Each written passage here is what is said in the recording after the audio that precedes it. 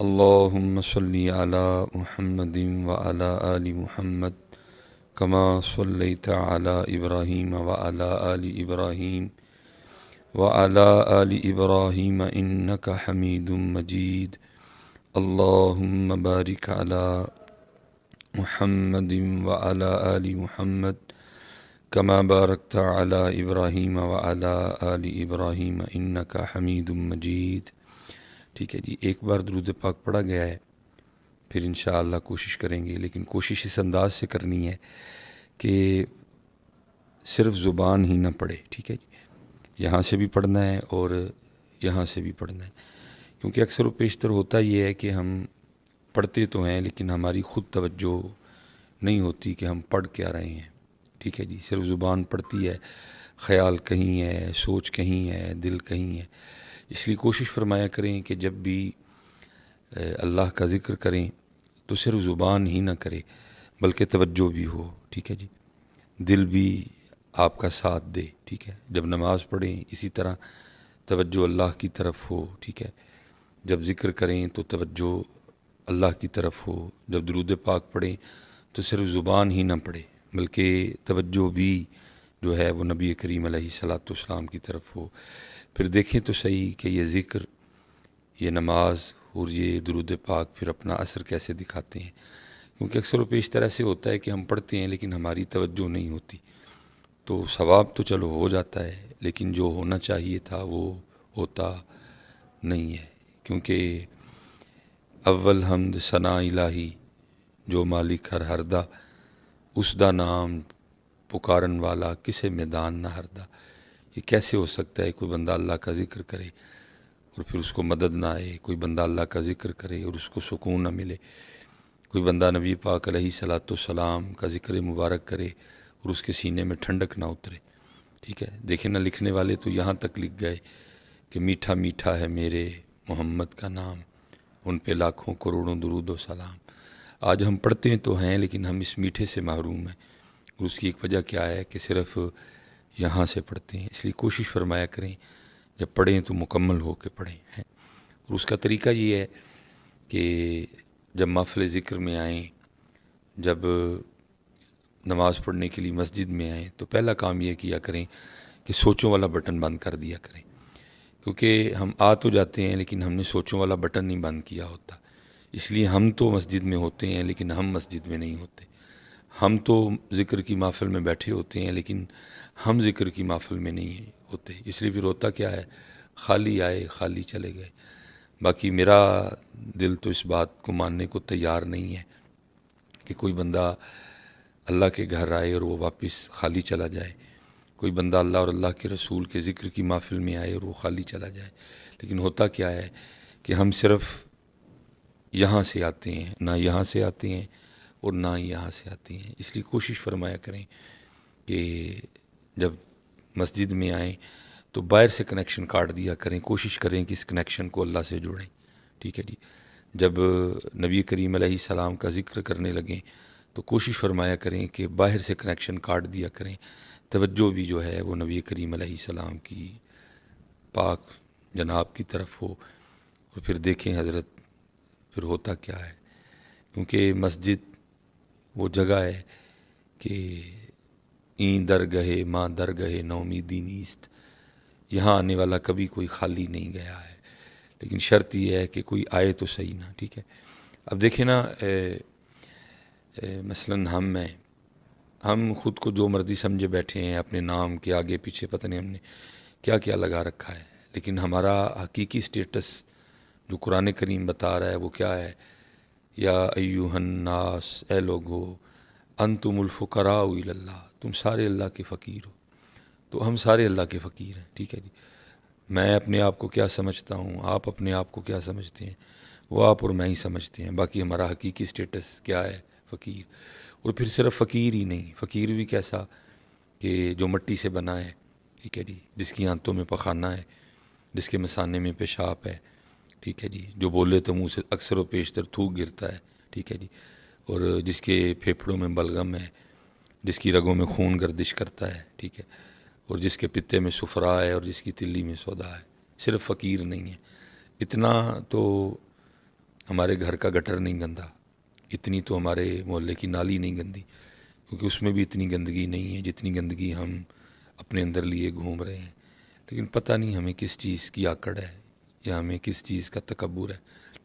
میں کہتا ہوں اگر کوئی چیز ہو بھی تو پھر بھی تکبر کی اجازت نہیں ہے، پھر بھی اکڑنے کی اجازت نہیں ہے۔ ہم میں تو ایسا ہے ہی کچھ نہیں، ٹھیک ہے جی۔ ہر وقت اتنا گند لے کے ہم گھوم رہے ہیں، یہ تو پتہ نہیں میرے اللہ کی ذات نے ادھر کیا لگا رکھا ہے کہ اندر کی جو گندگی ہے اس کی بدبو باہر نہیں آتی۔ اگر یہ بدبو باہر آنا شروع ہو جائے تو ہم سارے اپنی بدبو سے مر جائیں۔ پتہ نہیں ہمیں کس چیز کا تکبر ہے، یہ ہماری گردنوں میں سریے کس چیز کے ہیں، یہ ہم میں ایسا کیا لگ گیا ہے کہ جو ہم زمین پہ اتنا اکڑ اکڑ کے چلتے ہیں۔ اور اسپیشلی آپ یاد رکھیے گا جو نمازی احباب ہیں، یہ کم و بیش 6 سے 7 سال اس گناہ گار کو بھی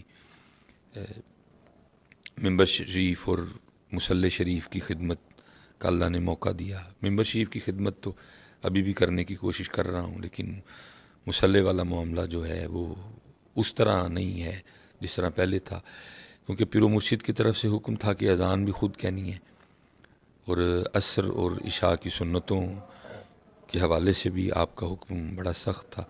تو کیونکہ اذان بھی خود کہی ہوتی تھی، اذان دینے کے بعد پھر میں نے وہ سنتیں جو ہے وہ شروع کرنی، اور ظاہر ہے کافی دیر پہلے میں نے فارغ ہو جانا اور پھر میں مصلی پہ بیٹھ جایا کرتا تھا، اور پھر میں نے نمازیوں کا مسجد میں آنا دیکھ کے حیران ہونا کہ یہ جو چال چل کے ہم مسجد میں آ رہے ہیں، اللہ کے بندو یہ چال تو باہر روڈ پہ بھی چلنے کی اجازت نہیں ہے۔ یہ اوپر والا بٹن کھلا ہے، ٹھیک ہے جی، وہ سینہ چوڑا ہے، کندھے چوڑے ہیں۔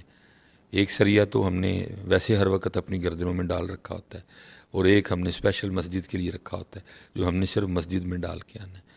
او بندے اللہ کے، تو فقیر ہے، تو فقیر بن کے آ، تو فقیر ہے، تو فقیر بن کے آ۔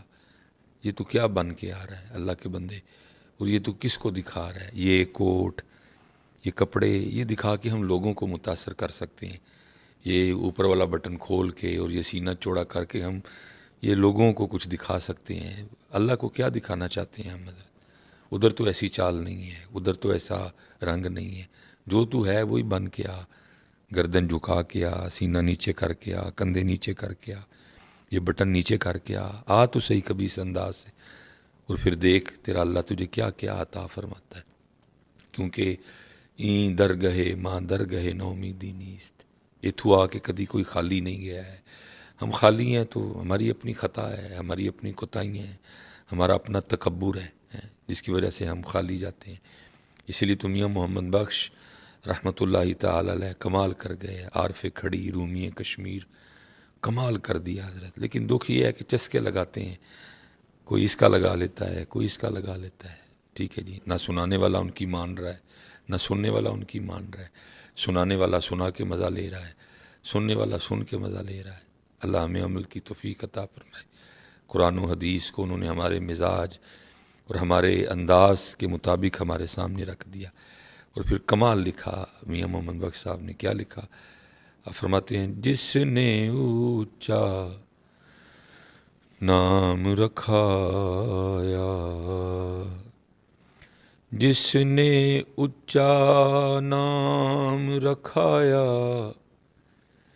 تے چولہے دے وچ سڑیا، نیواں ہو کے لنگ محمد، نیواں ہو کے لنگ محمد۔ ہمیں یہی سجدہ ہے۔ بڑا نام میرے اللہ کا ہے، بڑی ذات میرے اور آپ کے اللہ پاک کی ہے، بڑا نام نبی کریم علیہ السلام کا، سبحان ربی الاعلیٰ، یہ اللہ کے لیے، سبح اسم ربک الاعلیٰ، یہ اللہ کے لیے، تبارک الذی بیدہ الملک، یہ اللہ کے لیے، سبحان ربی العظیم، یہ اللہ کے لیے۔ ہم میں کیا چیز ہے اکڑنے والی؟ کس چیز کی اکڑ ہے؟ کس چیز کا تکبر ہے ہمیں؟ اللہ میں اسے محفوظ رکھے۔ تو اس کی اجازت تو باہر نہیں ہے، اور ہم یہ سارا کچھ لے کے مسجد میں آ جاتے ہیں۔ اس لیے نیواں نیواں نیواں نیواں سیکھو آداب مسجد میں آنے کے۔ یہ بہت بڑا نام ہے حضرت سفیان ثوری رحمۃ اللہ تعالی علیہ، ٹھیک ہے۔ یہ تو اللہ کا کرم ہے، نبی کریم علیہ السلام کی وجہ سے معافی ہے، نہیں تو اللہ مجھے معاف کرے جیسے ہمارے معاملے ہیں، ہمیں نام لے لے کے مسجد سے اٹھا دیا جائے، چل نکل، تجھے تو ہمارے گھر میں آنے کا طریقہ بھی نہیں آتا ہے۔ بہت بڑا نام ہے سیدنا سفیان ثوری رحمۃ اللہ تعالی علیہ۔ یہ اگر عالمانہ رنگ دیکھنا ہو تو تذکرۃ الحفاظ، ٹھیک ہے، تذکرۃ المحدثین، ٹھیک ہے، ایسی، اور اگر صوفیانہ رنگ دیکھنا ہو تو وہ پھر عوارف المعارف، کشف المحجوب، تذکرۃ الاولیاء، حلیۃ الاولیاء۔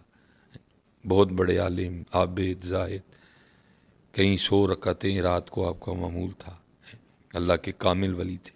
لیکن ایک دن کیا ہوا کہ مسجد نماز کی ادائیگی کے لیے آئے، کیونکہ مسنون طریقہ یہ ہے کہ جب مسجد میں آئیں تو پہلے دایاں قدم اندر رکھیں، کیونکہ توجہ نہیں تھی، خیال نہیں تھا، تو انہوں نے کیا کیا، مسجد میں پہلے بایاں پاؤں رکھ دیا۔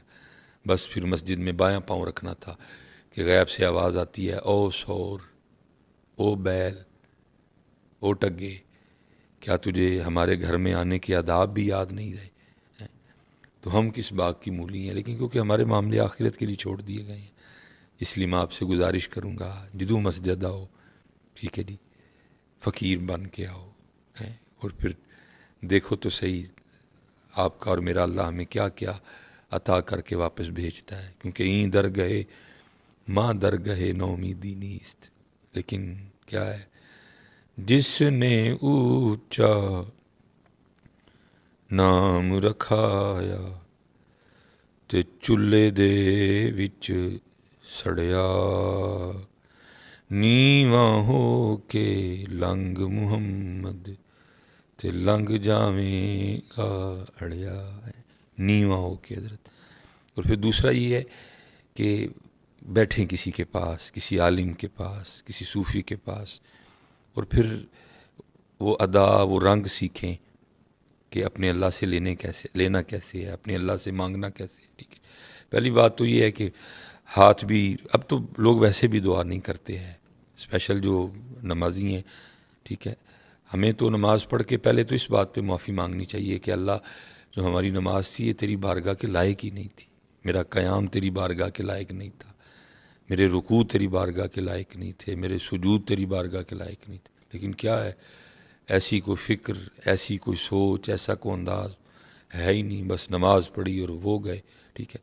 اللہ کہ ہم اپنے اسلاف کو دیکھیں، قربان جائیں جی ان کی نمازوں پہ، لیکن وہ پھر بھی بعد میں کتنا کتنا صرف اس بات پہ رویا کرتے تھے کہ اللہ میری نماز تیری بارگاہ کے لائق نہیں ہے۔ اور آج کیا ہے، کھڑے نماز میں ہیں لیکن خیال پتہ نہیں کدھر ہے، سوچ پتہ نہیں کدھر ہے، اور بعد ٹھیک ہے نماز پڑھ کے معافی مانگیں اپنے اللہ سے، یا اللہ اس کو قبول کر لے، یہ تیری بارگاہ کے لائق نہیں ہے، میرا رکوع تیری بارگاہ کے لائق نہیں، مجھے تیری جناب میں کھڑا ہونے کا طریقہ نہیں آتا، مجھے تیری جناب میں جھکنے کا طریقہ نہیں آتا ہے، اللہ مجھے معاف کر دے، میری نمازوں کو بہتر کر دے۔ دیکھیں نا، نماز کے بعد جو مسنون دعائیں ہیں ان میں سے ایک دعا کیا ہے، اللہم اعنی، اے اللہ میری مدد کر، کس بات پہ، اللہم اعنی علی ذکرک، کہ میں تیرا ذکر کر سکوں، اللہم اعنی علی ذکرک و شکرک، کہ میں تیرا شکر کر سکوں، اور پھر آگے کیا ہے، وحسن عبادتک،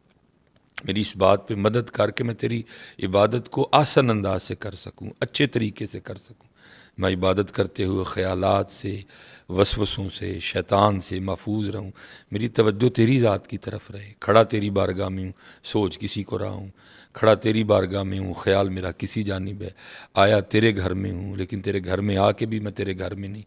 مانگیں اپنے اللہ سے، یا اللہ ہماری نمازیں ٹھیک کر دے، وہ نمازیں جو بدلتی ہیں، وہ نمازیں جو بے حیائی سے روکتی ہیں، وہ نمازیں جو دل کو نرم کرتی ہیں، وہ نمازیں جو سوچوں کو، خیالوں کو پاکیزہ کرتی ہیں، اے اللہ ہمیں ان نمازوں سے نماز دے۔ خوب نماز پڑھ کے گڑ گڑایا کریں، معافی مانگا کریں، اپنی نمازوں کی بہتری کے لیے اپنے اللہ کے حضور دعا کیا کریں۔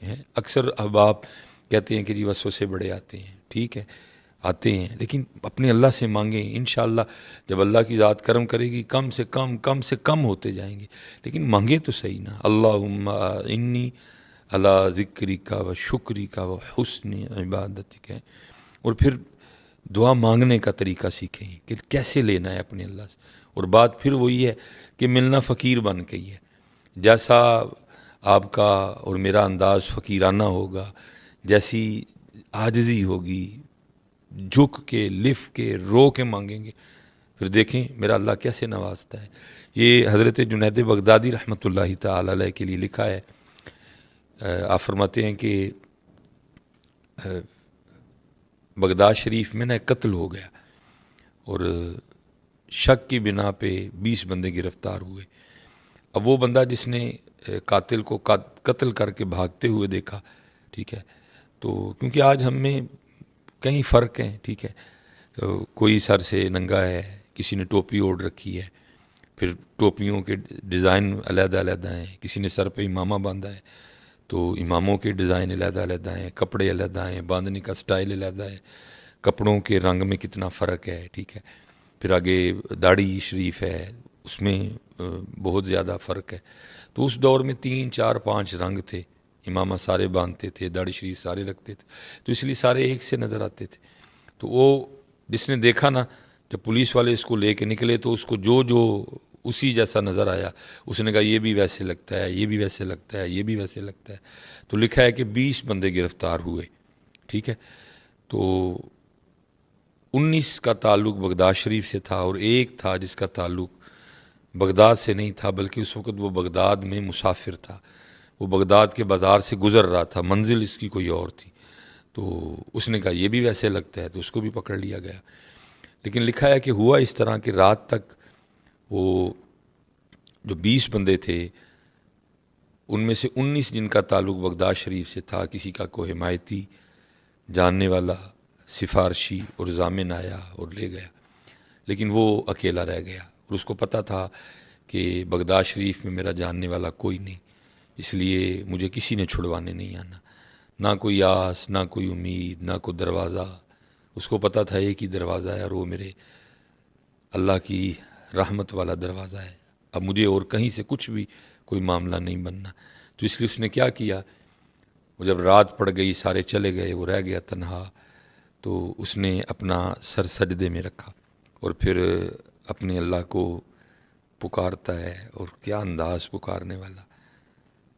اللہ کرے ہمیں بھی یہ انداز عطا ہو جائے، کمال انداز، کمال انداز۔ اللہ کی بارگاہ میں عرض کرتا ہے، رب کریم تو جانتا ہے کہ یہ قتل میں نے نہیں کیا، اور وہ جو 19 چلے گئے ہو سکتا ہے ان میں سے کوئی قاتل ہو، لیکن ہوا اس طرح کہ کسی کا کوئی جاننے والا، کسی کا کوئی حمایتی، کسی کا کوئی سفارشی، کسی کا کوئی جاننے والا، کسی کا کوئی ضامن آیا اور لے گیا۔ اے رب کریم میں تو بغداد شریف میں مسافر ہوں، جاننے والا کوئی نہیں، حمایتی کوئی نہیں، سفارشی کوئی نہیں، ضامن کوئی نہیں، اس لیے میرا حمایتی بھی تو، میرا سفارشی بھی تو، میرا جاننے والا بھی تو، میرا ضامن بھی تو۔ بار بار روتا جائے اور اپنے اللہ کو پکارتا جائے۔ سچ بتائیے گا، کیا کبھی ہم نے اس انداز سے اپنے اللہ کو پکارا؟ کیا کبھی اس انداز سے ہم نے اپنے اللہ کو اپنا دکھ سنایا؟ کیا اس انداز سے ہم نے اپنے اللہ کو اپنا دکھڑا سنایا؟ نہیں۔ پہلی بات تو مانگتے کوئی نہیں، اور اگر مانگی بھی تو بس عارضی سی، اور دل میں کئی خیال، اگر اللہ نے نہ دیا تو یہ کر لیں گے، وہ کر لیں گے، ایسے کر لیں گے، ویسے کر لیں گے، نہیں، وہ رو رہا ہے۔ اور ظاہر ہے جی میرے اللہ کا ایک نظام ہے، اور وہ نظام پھر حرکت میں آیا، اور وہ دور تھا عباسی خلیفہ ہارون الرشید کا، اور ہارون اپنے بستر پہ لیٹا میٹھی نیند کے مزے لے رہا تھا، اور اس کا بستر، اس کا پلنگ ہلا، ٹھیک ہے، اور وہ مارے خوف کے اٹھ بیٹھا کہ شاید زلزلہ آ گیا، لیکن جب اٹھا تو ایسی کوئی بات ہی نہیں تھی، اور کان میں آواز پڑتی ہے، ہارون تو یہاں میٹھی نیند کے مزے لے رہا ہے، اور وہاں میرا بندہ رو رو کے مجھے پکار رہا ہے، جا جا کے اس کو رہا کروا۔ اب ہارون کے دل میں یہ خیال آیا، کیا بندہ ہوگا وہ، ٹھیک ہے، سارا بغداد بھرا پڑا ہے، علماء ہیں، صوفیاء ہیں، وزراء ہیں، گورنر ہے، ٹھیک ہے، کتنے کتنے ہیں، لیکن اگر اٹھایا بھی گیا، جگایا بھی گیا تو بادشاہ وقت کو جگایا گیا، کیا ہوگا، کیا اس کا مقام ہوگا اللہ کی بارگاہ میں۔ اس لیے ہارون نے نہ سر پہ کچھ پہنا اور نہ کچھ پاؤں میں پہنا، اور اسی طرح بھاگا قید خانے کی طرف، جا کے دروازہ کھٹکھٹایا، قید خانہ کھلوایا، اور ایک ایک قید خانہ، ایک ایک کمرہ اس نے دیکھا، لیکن کوئی ایسا بندہ نہیں اس کو نظر آیا جو وضع قطع میں اللہ کا ولی نظر آئے یا اس پہ اللہ کی دوستی کے آثار نمایاں ہوں، جس کو دیکھے وہ چہرے سے ہی عجیب و غریب نظر آئے۔ کئی بار اس نے دیکھا، کیونکہ اس کو اس کمرے کی جانب نہیں لے جایا گیا۔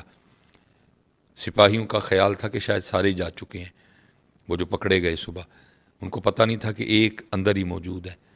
اب جب ہارون نے کئی بار کمرے چیک کیے، کچھ نہیں ملا، اور جب وہ مایوس ہو کے لوٹ رہا تھا تو وہ اس سائیڈ سے گزرا تو اس کے کان میں اس کی آواز آئی، اے رب کریم، تو جانتا ہے کہ میں نے قتل نہیں کیا۔ وہ جو 19 چلے گئے، ہو سکتا ہے ان میں سے کوئی قاتل ہو، لیکن کسی کا حمایتی، سفارشی، جاننے والا ضامن آ گیا اور ان کو لے گیا۔ اے رب کریم، میرا تو بغداد میں کوئی نہیں، اس لیے میرا حمایتی بھی تو، میرا سفارشی بھی تو، میرا جاننے والا بھی تو، میرا ضامن بھی تو۔ ہارون سمجھ گیا کہ اس کی وجہ سے مجھے اٹھا کے بھیجا گیا ہے۔ اس نے دروازہ کھلوایا، اس کو سجدے سے اٹھایا، سینے سے لگایا اور اس کو کہنے لگا، او بڑا ہی تو کو زور والا ہے، ایسی اللہ کی بارگاہ میں تیری سنی جاتی ہے کہ سویا ہوا بادشاہی اٹھوا لیا تو نے ہے، چل میرے ساتھ۔ اس کو محل لے گیا کہ اب آرام کر، فجر میں ملاقات ہوگی۔ جب فجر بھی اس نے پڑھی، ہارون نے بھی پڑھی، فجر کے بعد اس نے اپنے وزیر کو بلایا اور بلا کے کہا، جاؤ اس کو نہلاؤ، اس کو غسل کرواؤ، خوبصورت کپڑے پہناؤ اور میرے دربار میں لے کے آؤ، اور ساتھ ایک بندہ جا کے بغداد میں اعلان کروا دے کہ آؤ آؤ، آ کر اس بندے کو اپنی آنکھوں سے دیکھو جس کی ضمانت خود اللہ نے دی ہے۔ جب کوئی اتنی شدت سے، اتنے دل سے، اتنے مان سے، اتنے یقین سے اپنے اللہ کو پکارتا ہے تو پھر اللہ اس کے لیے سوئے ہوئے بادشاہ بھی اٹھوا دیتا ہے۔ لیکن پہلی بات تو پکارتے نہیں، اور اگر پکاریں تو نہ یہ انداز، نہ یہ عاجزی، اور نہ کچھ ایسا۔ اب میں پھر ادھر میاں صاحب کو ہی پڑھوں گا، کمال کر گئے میاں صاحب حضرت۔ ظاہر ہے جی کسی کے پاس بیٹھ کے سیکھا تھا، اور پھر کیا کہتے ہیں میاں صاحب، قربان جاؤں، در تیرے تے میں اڑیاں کرساں، در تیرے تے میں اڑیاں کرساں۔ اے اللہ، آج تجھ سے مانگتے ہوئے میں تیری بارگاہ میں ایسے ضد کروں گا جیسے ایک چھوٹا بچہ اپنے ماں باپ کے سامنے ضد کرتا ہے۔ حالانکہ تو میرا اللہ ہے اور میں تیرا بندہ ہوں، میں آج تیری بارگاہ میں ایسے ضد کروں گا جیسے ایک چھوٹا بچہ اپنے ماں باپ کے سامنے ضد کرتا ہے، اور پھر اس کی ضد کے سامنے اس کے ماں باپ مجبور ہو کے اس کی بات کو مانتے ہیں۔ تو اللہ، تجھے مجبور تو کوئی نہیں کر سکتا، لیکن یہ ہے کہ تو میرا اللہ ہے اور میں تیرا بندہ ہوں۔